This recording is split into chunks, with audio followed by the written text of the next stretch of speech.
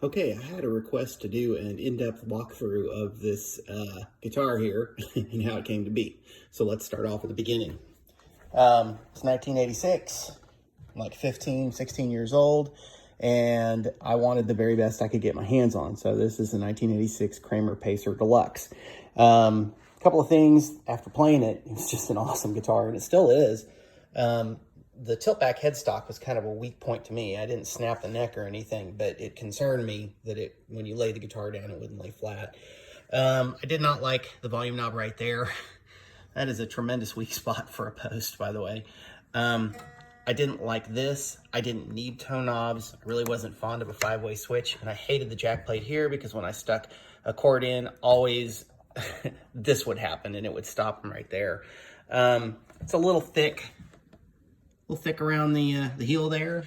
You can pretty much get to the top frets easy enough. Again, great playing guitar. One of the sad things about it though was, they came stock with these black strap locks, and one day I had not paid attention, but one of these nuts had worked its way loose, and the guitar came unstrapped and dropped on the floor. It got a ding. It wasn't catastrophic, but I was really bummed. I told my mom when I bought this I was going to keep it for the rest of my life.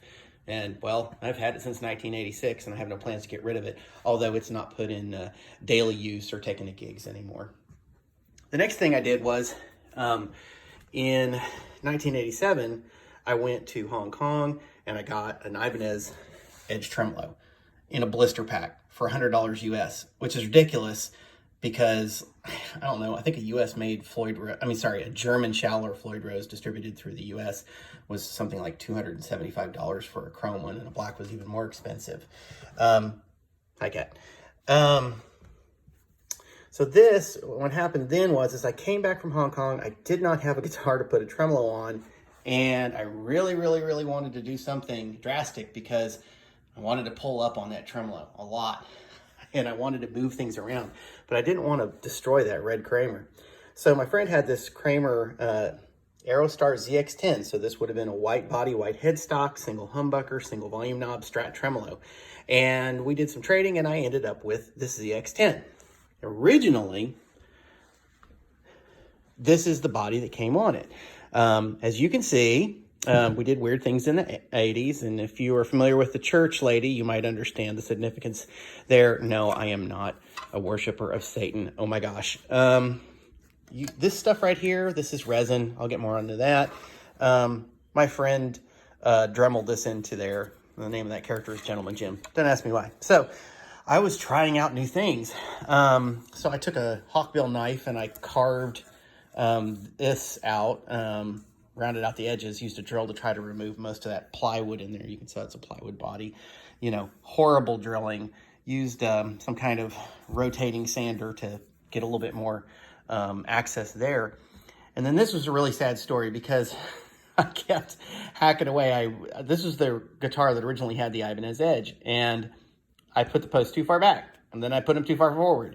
And then to plug the holes, I put maple drumsticks in there, pounded them in, and then I tried to drill. And of course, if you're drilling halfway in between a maple drumstick and a plywood body, your drill bit inevitably is going to go, and that's exactly what happened here. So what do? Well, you just tape up the whole cavity, and you pour boat resin in there, and then take a router and try to do your best.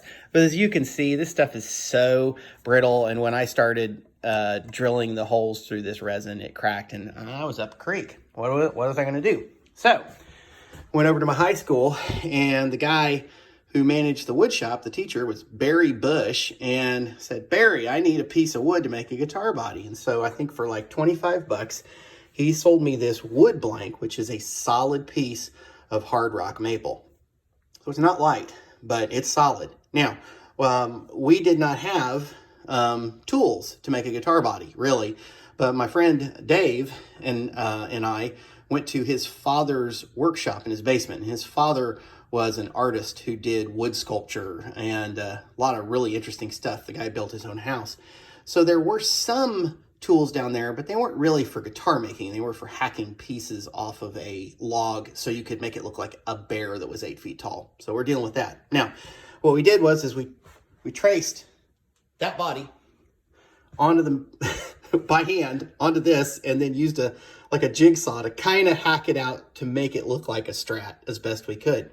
And then what we did was, we took another they were air tools, some sort of rotating burr, hacked this out, really rounded it, kind of rounded the edges here rudimentarily, and then used a wood hog, at least that's what Dave called it, to make this extreme belly cutout, which worked out for me later in life since I got fat.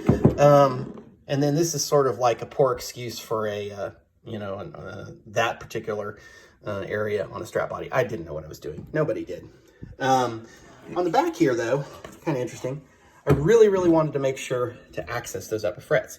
So not only did I do that huge cutaway there, but I also, that's barely anything there. And as you can see, boat resin made it to this guitar because I did such a horrible job of routing. I had to smooth it out a little bit, and it's still working just fine.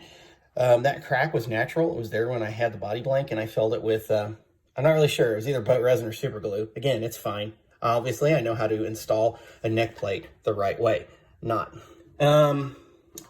Due to my problem with the strap lock coming off of my American, well, I should say my Kramer Pacer Deluxe of who knows where it was made. I just decided I was going to take the route like Eddie would do. And what was handy is screws and washers. And so this strap has been bolted on there since the day this guitar came together.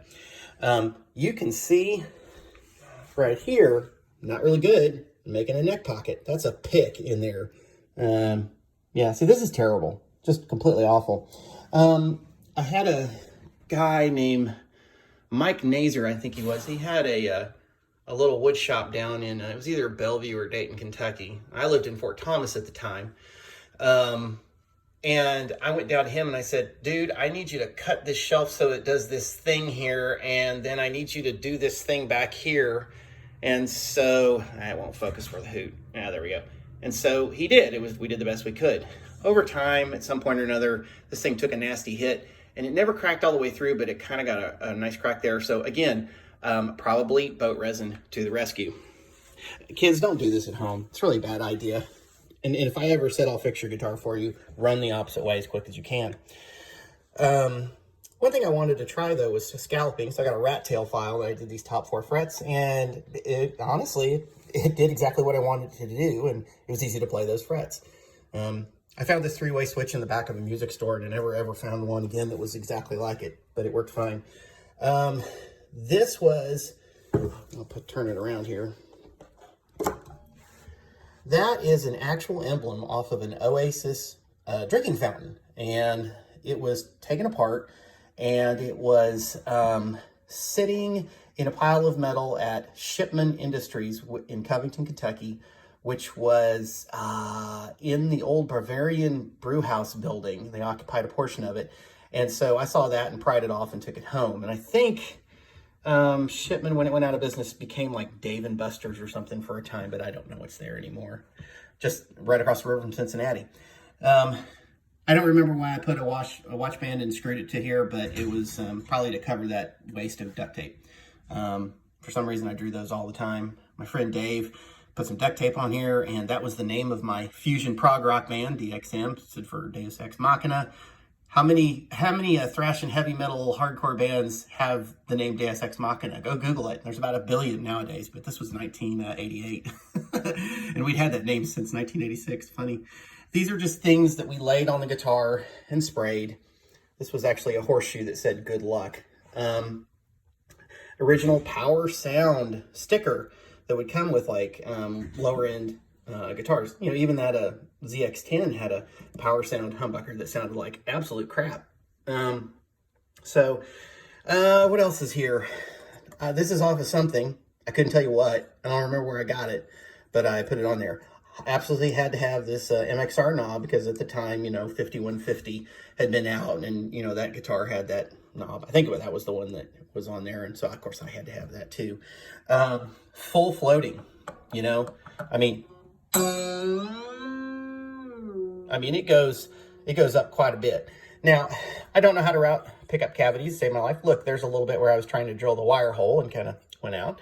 Not a good idea. This AMG I picked up for about $75, and it came out, I believe, of a BC Rich, and the guy didn't like it, and all it was the pickup. That's it, you know, and the wires coming off of it. So there was no switching jack. It's an 81. And this one, I believe, is the 85, where you can, gosh, I can't remember. That's the color of it, so I don't know, maybe it's an 85.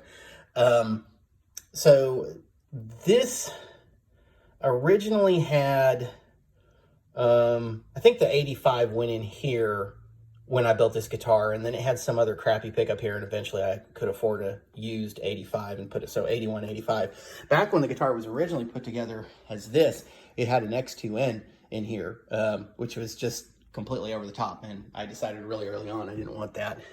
Believe it or not, I didn't think it was powerful enough. These EMGs seem to be much better for chunka prog rock crap. I guess nowadays kids would call that djent, or however you pronounce that word. So I did not like the fender jack being right here, and I didn't have a barrel jack, but I did have one of these, so I mounted it this way. And I think for some Fernandez guitars and ESP guitars at the time did that. I think I saw one that's had George Lynch in a magazine. He had a guitar that was built like this, and that's why I did it. Love this design. As you can see, implemented well. This is what you do when you just don't, like, literally don't have any kind of the right tools or know what you're doing. So going around on the back here, you know, how do we route pickup or the spring cavity? Well, we do it by eyesight. And then how do we drill the holes for the studs? Well, we go all the way through the guitar because we made a mistake.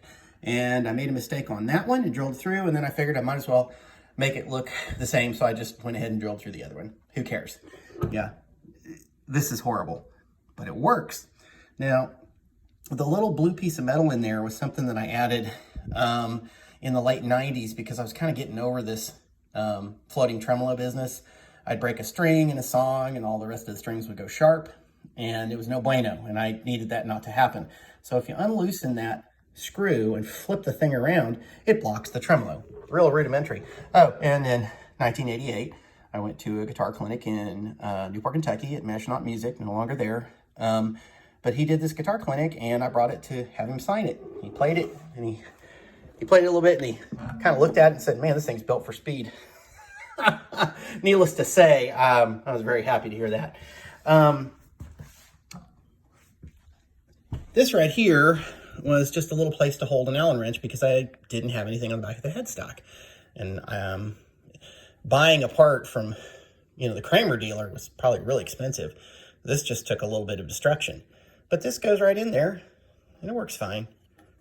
I mean, I did use this thing. Now, you're going to say, what the hell is the door hinge?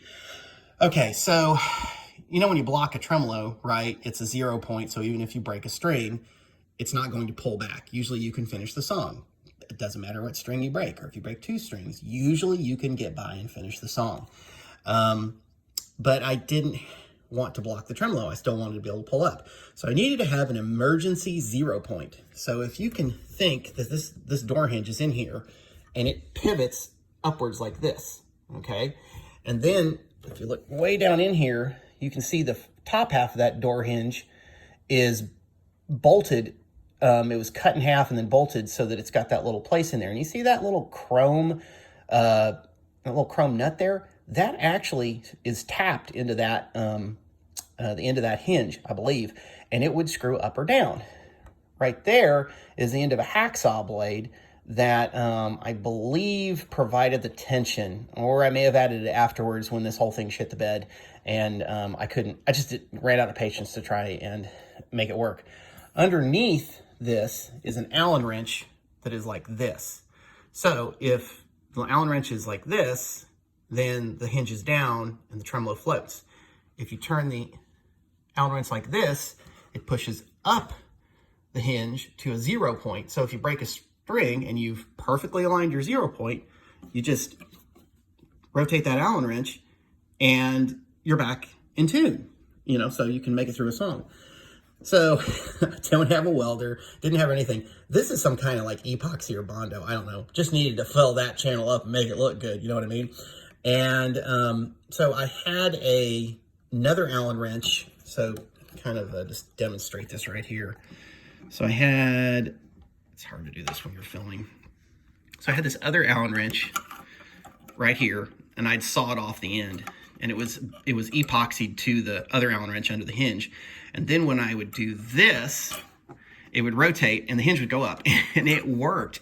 And then one of my friends was jacking around with it, and he broke it. And I was so frustrated, I just shit canned the whole thing and said, I'll never deal with it again. The reason why the switch is here is because I never had a switching jack. So that was kind of a bummer. And so for a long time, all this did was it was a master switch to turn the 9-volt battery on and off. And one thing that I thought was really interesting was even if you turn off an EMG, it still has output. It's really light. It actually, if you're playing through a high gain setup, all right, so you're full up, you could do one of two things. Most people will just kind of back it off to like 1 or something, you know, nice little trick to get kind of a cleaned up tinkly tone. But I could just go down here and, you know, this is full on. I could just go boop, and it's automatically at that place. It's like a rolled off volume.